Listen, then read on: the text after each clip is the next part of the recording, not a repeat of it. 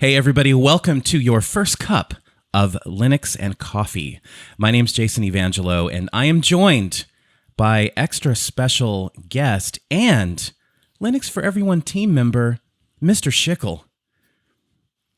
What's up, man? I shouldn't have said Mr. Schickel. It's really just Schickel or Chicken Nuggets or Schickenstein, maybe. I like Schickenstein. I just made that up. But Schickenstein. So how you doing, dude? I'm doing wonderful. It's 2:18 in the morning. I never know what time it is anyway. I'll be real with you. So I was just telling Schickel that I'm actually only on my second cup of coffee here. Shameless plug. Here's the other side. Ooh, yes. You see? I think everyone watching this kind of gets the joke at this point, like Linux and coffee. Wonder why they're doing that.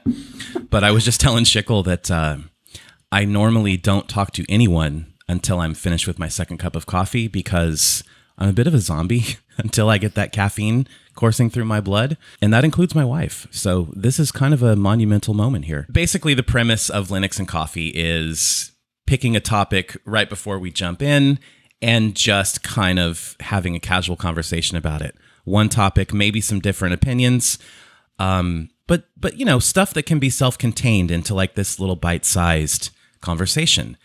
And we're just figuring out this as we go. So we hope you enjoy it. So the thing that we've kind of decided on today was the Pop! OS website and why it's truly just a work of art. They released it alongside 2004. Along with it has come new tutorials, new blog posts, a whole bunch of really, really awesome extensions that are included. I have looked at the Pop! OS website before, but this felt like a complete overhaul. I mean, let's actually go through it. So here's the first thing that jumps out at me when you go to pop.system76.com is it looks like a smile. I don't know if that's been there before, but you see this curve under kind of the what's it called, man? I don't know. The header?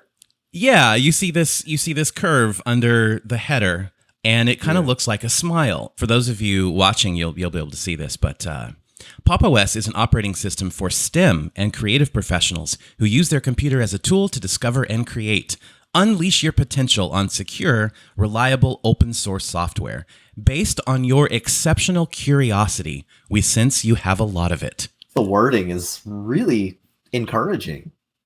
Yeah, it really is. It's really uplifting. It's very positive. And, okay, so is this how you would define Pop! OS? It's really strange because I'm outside of that bubble, yet that's really like the market that I've seen them go for. But they ship a lot of devices with dedicated GPUs, which does come in handy for things like gaming, but it especially comes in handy for modeling different scientific data and running through different processes like that.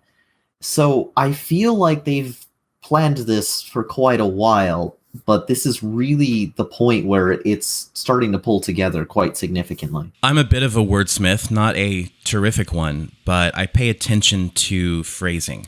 You know, when this is the first glimpse you're going to get of this operating system, and I expected the word developers to be in there. Yeah. Most Linux distributions, when their landing page comes up, it's got something to do with development and with programming. Got the little smile. We've got the introduction to Pop! OS. What we don't have yet is a screenshot, which is rare, I think. That's what I thought too. I mean, I'm actually when I'm talking to smaller distribution maintainers and developers, I'm always saying like, you got to give people a glimpse of your desktop. Show people what it looks like right off the bat because there's so much choice. But System 76 is like, nah. In fact, you will not get a screenshot at all until you are at the very bottom of the page under other features. I have a theory. What's your theory? I think it's confidence. I think they're so confident in their product that they don't have to divine it by visuals. I think you're right. Now that you're saying that, they're really taking ownership of what Pop! OS is and distancing. I'm not putting words in System 76's mouth. This is just us having a conversation and speculating, right? but I feel like they're distancing themselves from both GNOME and Ubuntu. Pop! OS is an Ubuntu-based Linux distribution. It's not. Pop! OS uses the GNOME desktop. It's all in that first introduction, that first paragraph at the top of the page, where they're like, Pop! OS is an operating system. What I love about it as well is that it doesn't make references to those sorts of things right off the bat. You start reading it, it's not introducing the kernel, it's not introducing the Ubuntu base right away. And this is something that I see with Windows. They don't need to justify their choices based on another product, and Apple does the same exact thing. They've taken digs at each other in the past, obviously, but I feel like they're beyond that point now, and I think this is where System 76 is starting to fit themselves as well. Dude, see, this is why I love talking to you. I love the insights, man. Okay, so as we scroll down the page, we see Streamline Your Workflow, and there's a couple different box outs here. One showing one of the key features of 2004, which is the brand new auto tiling with Pop Shell. And I'm going to read this too, because I'll read it. Pop! OS uses auto tiling for the same reason that people hire assistants. Organizing your work is incredibly time-consuming. Sure, you could still move, resize, and arrange windows yourself, but why spend the time when your OS does it for you?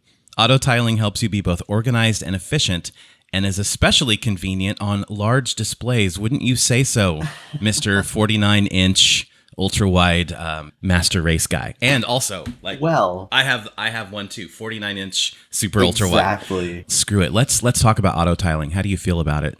It's incredible. It's so amazing. And the thing is, it's not perfect yet. No, it's not. It's but I don't know if it's ready for prime time yet, but it is magical in a very raw, fresh way.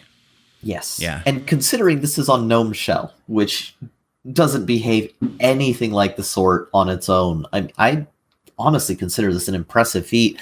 I'm still trying to pick apart how they've done it. Like, there's so many layers to which components they have to control when they're going through this. Yeah, I was opening up certain apps. I didn't test it much with external, like, third-party applications. I just wanted to see how it handled the built-in Pop! OS apps. There were certain apps like the About page, right? That's in the system settings menu, but just the About page.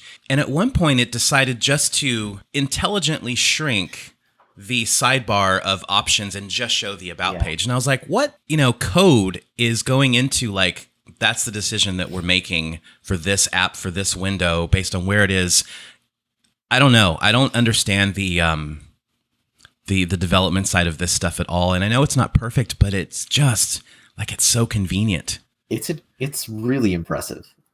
And I'm kind of wondering if maybe down the road we'll have these options to where you can say, look, if I open up Lightworks, I always want that to be 2/3 of my screen, regardless, resize everything else. I wonder if, we'll have those, like, super fine tuning tweaks in the future. But anyway, I know we're getting totally off topic.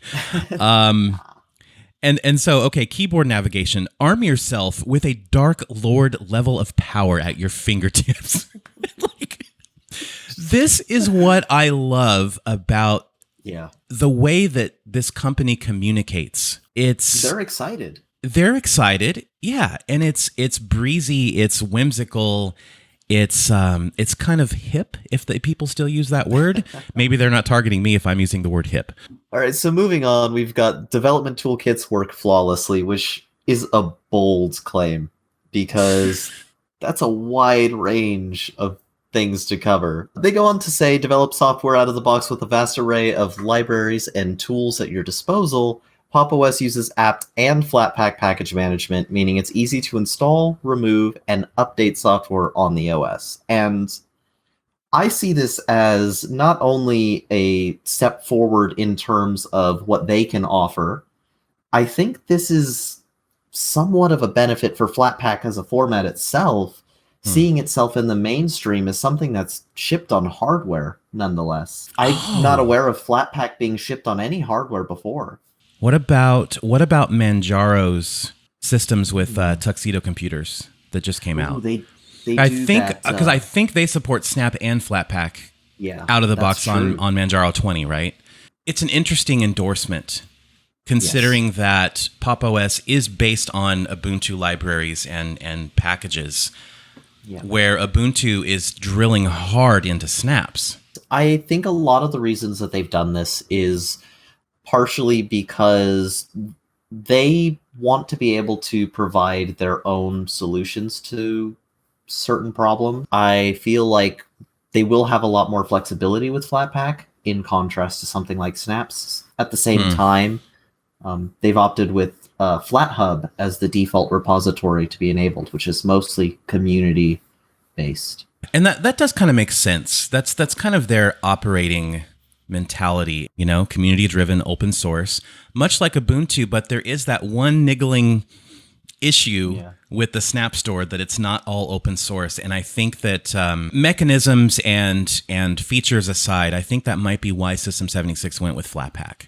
They have more control over its future because they can be more directly involved and shape how that format evolves over time and how it's used in their system. There's a four-corner category list that they've listed out here for specific tasks that I think they're targeting in general. We've got deep learning, and they've listed off what I'm assuming can only be IDEs and research applications. Yeah, I've only heard of TensorMan and TensorFlow and Caffe. Same here. That's it.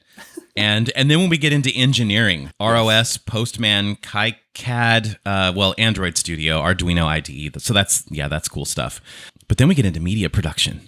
That's our zone. This is where I got really excited. I love that Lightworks is highlighted. That's what I use to do all my video editing. It's the one that stuck for me. It doesn't mean the rest are bad.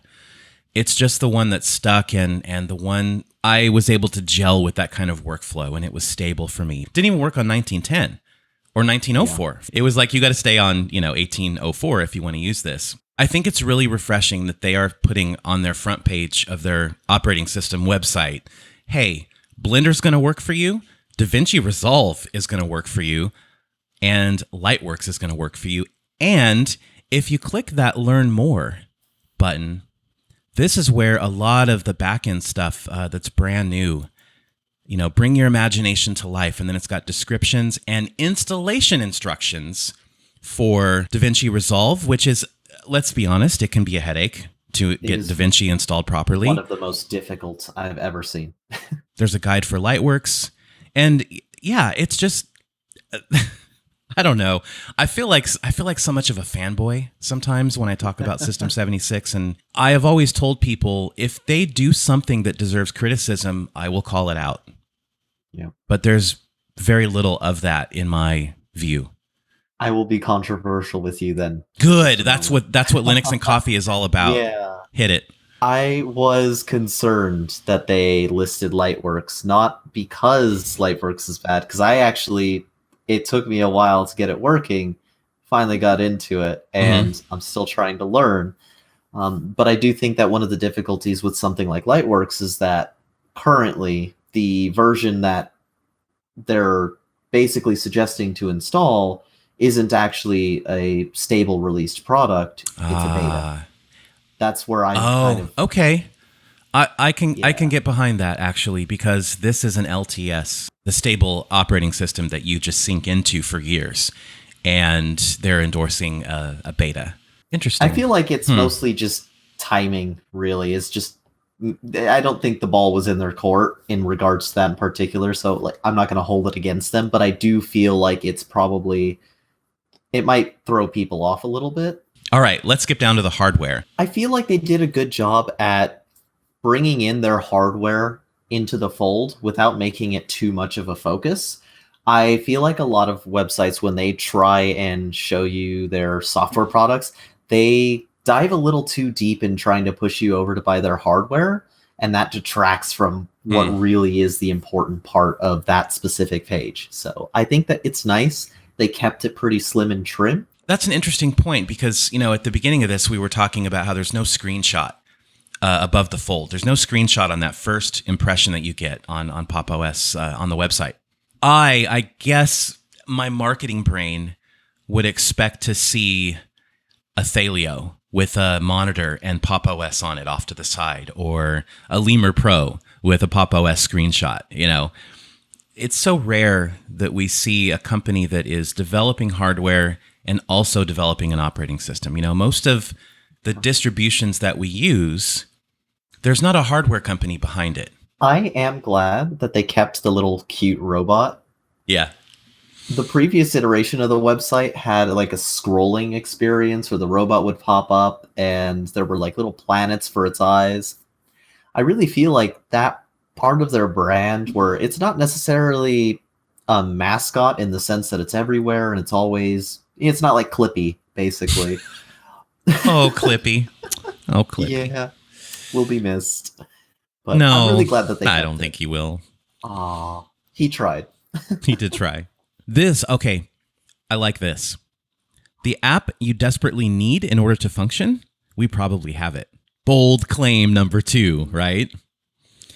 And then, that's obviously a call out to both the Pop Shop and Flatpak. But that's not what I wanted to actually zero in on. I want to zero in on this sentence. The vast software libraries of Ubuntu and Flatpak combine to make all of your tools available in a single location called the Pop Shop. And here it is. The Pop Shop is our version of Android's Play Store or the App Store on iOS. Interesting, isn't it? Isn't that interesting that they went with the mobile comparative? I think that's fascinating, but I think it's clever because everybody knows what that looks like. That's true. And then, of course, they have to inject their little witty, wittisms. A productivity cocktail that goes down smooth. And then it just goes on. Like we're not going to read the whole site here, but it just goes on. Hybrid graphics, set phasers to stunning performance. I mean, but it's all presented. It really gives you a solid impression of this entire package that Pop! OS is, without really, aside from those box outs, like with the engineering and the creative development and things like that, it doesn't really lean in too heavily on technical phrasing. Yeah. It's language that everybody can pretty much understand and relate to. Is there anything else about this website that you think is worthy of discussion? Well, I think there's one feature everybody would magnetize to. I thought was rather strange, considering how cool this was and how much it blew my mind that they would put this at the bottom of the page. There's a toggle for dark mode, just like there is in the OS, where you can switch between light and dark mode. You can switch the layout of the entire page, and it adjusts the images that are displayed as well as the theme of the website, not just the theme alone. This right here, I think, is where they start tying in their identity, not just in terms of what you see when you approach their product, but what you actually experience when you're using it. Their website layout and feel, I think, is reflective of the product you end up using. There doesn't seem to be a gap between the two. I think a lot of times the marketing team and the design team, they're doing great work, but the development team is doing a completely different set of work. And I feel like they've really meshed it in. When I asked you if there was something else that you wanted to address, I completely expected you to talk about the very bottom of the website. So I'll just tackle that one. I was like leading you down that road very. I'll be ready to dig in. Let me read you what they have at the very bottom of the page. Pop! OS is free to download. If you want to try it out before you commit, you can, and it goes on about having a live USB session and all that. Like what we're doing? Subscribe to fund more awesome features down the road. Subscribe to fund more awesome features down the road. Not donate. Subscribe. And then if you actually click that support Pop! OS button, it says System 76 is continuing to make Pop! OS the most convenient, fun-to-use OS known to man, woman, child, and machine, and you can help make it happen. You can enter an amount in US dollars per month, and you'll note it says build annually. This is unusual. It's not what Elementary OS is doing, where they shifted very subtly from pay what you want for our OS to here's a suggested amount for our OS. And you can choose to enter 0, but we're going to go ahead and fill in like $10 for you, right? Yeah. A one-time thing. But this is not a donation. This is like a subscription. But what are we subscribing to? Awesomeness, apparently. Awesomeness, happiness. I get that developers need to be paid. However, System 76 is being paid. Their employees are being paid. I've been there. I've seen the factory. I've seen the offices. I've seen everybody very happy with their jobs. They have the hardware side. That's where their income derives from. I guess the very sticky question that I want to ask you, Shickle, is should they be doing this? This is kind of where I see two sides to the coin. And as long as you just keep spinning the coin, you can never be wrong, right? So valid. What I thought was really interesting is that they don't portray it as something that's necessary, which is great. And as you said, they didn't use the word donate, which I think is critical because they don't position themselves as a charity case or in a position where your support is critical. And I think this is an important factor because I don't think any of the wording or any of the experience makes it feel like it's in any way necessary. And I don't really know if they're going to maybe get as much because people don't feel obligated to, or there's no in the way part of it that makes you go through a payment. In fact, you'd probably be hard pressed to find that you could pay for it. Most people, I think, wouldn't even notice that they are getting paid with other sources. I think in a similar way to what Canonical does with their support system, it doesn't inhibit the experience in any way when it comes from looking for the OS to getting the OS. It's completely separate, I think, from one step to the other. What I thought was interesting, though, is you mentioned that they do have paid employees. Their devs are paid from the company, essentially, which makes its money mostly from other sources. Yeah. And I'm not entirely sure if it makes sense for them to do. Would we consider a company like, let's say, I know this is a stretch. I love you guys, System 76, so I'm not being all weird. But if Microsoft did something similar, would we be upset? Would we think it's a bit greedy? I would totally do it personally. Microsoft is a company that produces hardware and software. Although even a lot of their software is paid, right? It's not free. True. So it's very interesting. We were talking about that separation of hardware and operating system earlier. Maybe this is another nod towards that, where they're trying to, I don't know, they're trying to give the hardware and the operating system each their own identity and maybe following.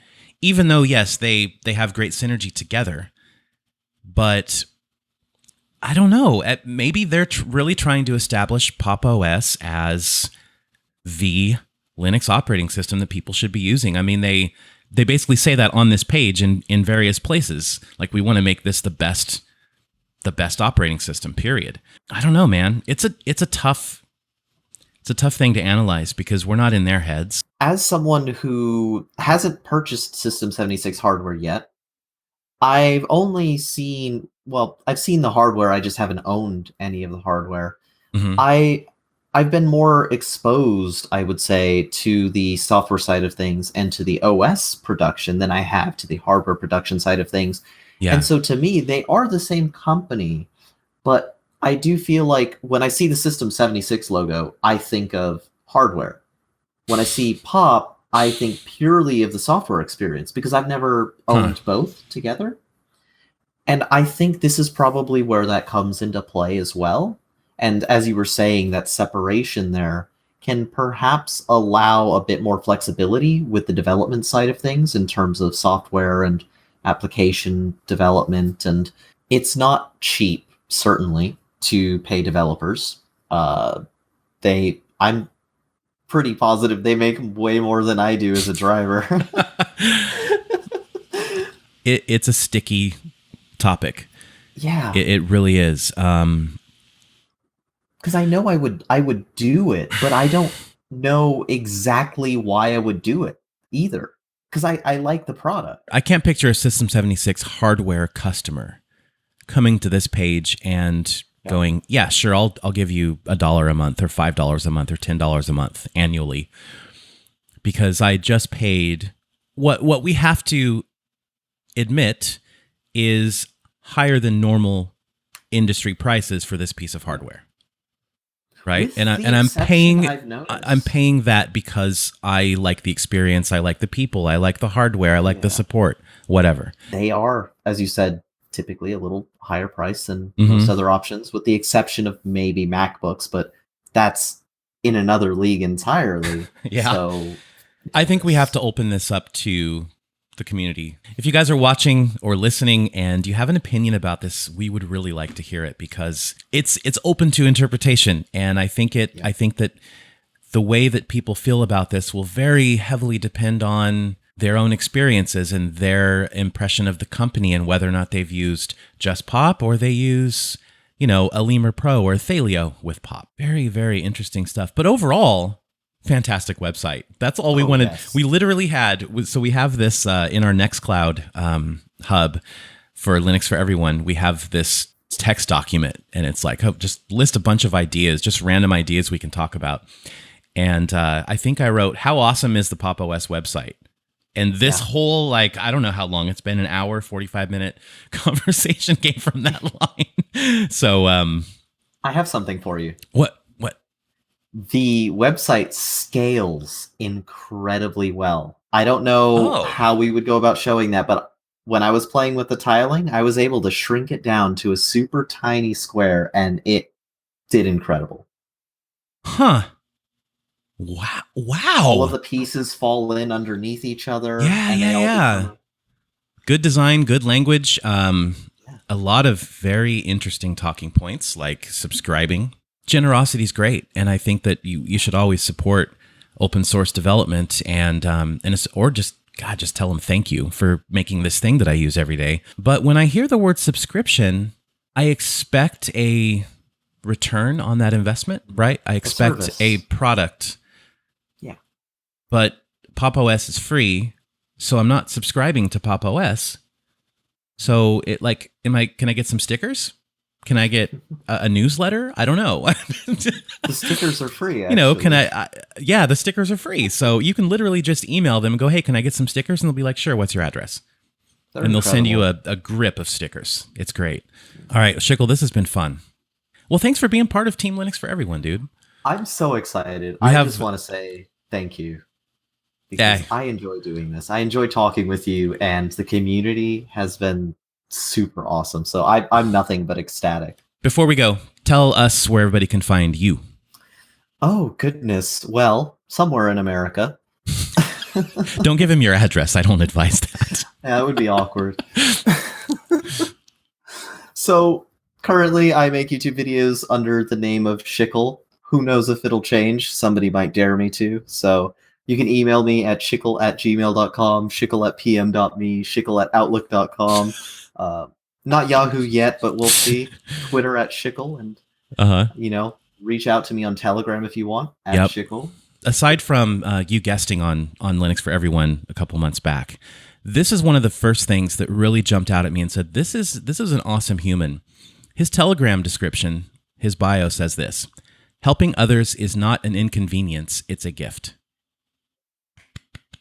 Well, that's it for Linux and Coffee, cup number 1. I don't know if we'll call it first cup, second cup, cup 2, cup 3, episode 1. I don't know if it's going to be a podcast. I don't know. But we're recording it. Now we're going to edit it, and we're going to get it out there. So thank you for watching. If you have topics that you would like us to discuss, or if you want to be on Linux and Coffee, leave us a note in the comments. Reach out to us on Twitter, on Telegram, on Mastodon. I'll have all the links in the description on this video. Sweet. Shickle, take care of yourself. Everybody else, take care of yourself. Take care of each other. And we'll see you for the next cup.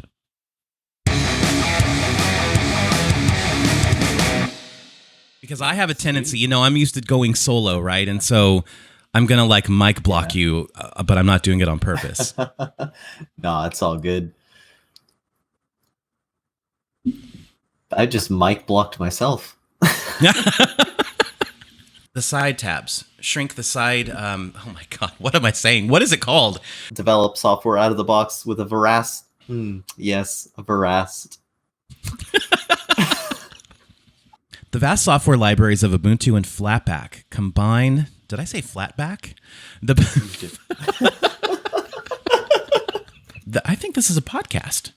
Is this a podcast? I didn't expect it to be, but I don't know. I thought let's have a cup of coffee and talk for 15 minutes and just put it out there. But then Did I just jib you into doing another podcast? Well, this is a podcast, basically, right? Linux and coffee #1. Like, boom, throw it on the recording. Throw it on the feed. Yeah, let's stop recording.